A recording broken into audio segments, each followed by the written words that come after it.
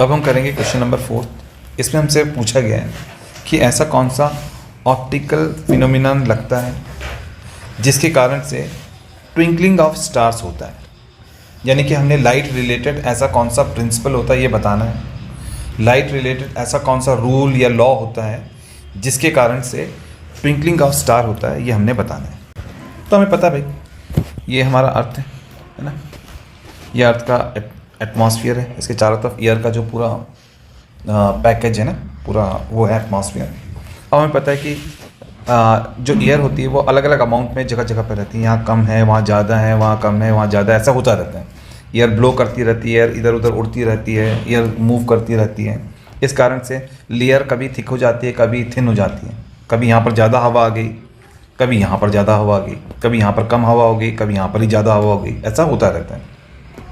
तो different layers में amount of air जो है वो बदलता रहता है ना। एयर का जो डेंसिटी है वो बदलता रहता है।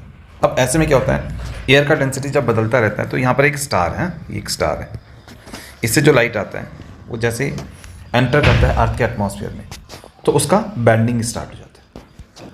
बैंडिंग स्टार्ट, कभी वो ज़्यादा बैंड हो जाता है क्योंकि हवा की अमाउंट कम और ज़्यादा होता रहता है ना अर्थ के एटमॉस्फेयर में।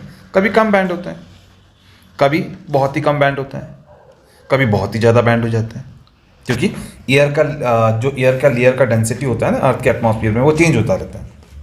तो इस कारण से अगर कोई ऑब्जेक्ट यहाँ पर है, यहाँ पर कोई एक आदमी खड़ा है, मान लो यहाँ पर एक आदमी है, तो कभी तो उसके पास लाइट पहुँच जाएगी, कभी ज़्यादा बैंड होगी तो नहीं पहुँचेगी, कभी कम बैंड हुई तब भी नहीं पहुँचेगी, कभी बहुत ज़्यादा बैंड होगी तब भी नहीं पहुँचेगी, फिर कभी बैंड हुई थोड़ा सा वो पहुँच जाएगी। तो इससे क्या होता है, जो लाइट आ रही होती है स्टार से, है ना, उसका अमाउंट कम ज़्यादा होता रहता है।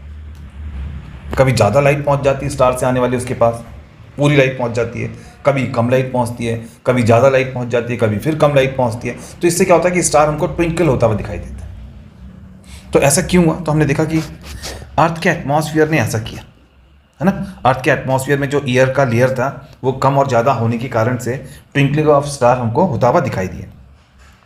ठीक है, तो हम कहेंगे कि जो ट्विंकलिंग ऑफ स्टार होता है ना वो एटमॉस्फेरिक रिफ्रैक्शन के कारण से होता है। ठीक है, एटमॉस्फेरिक का मतलब एटमॉस्फेयर ने ऐसा किया, रिफ्रैक्शन का मतलब बैंड किया लाइट को, है ना।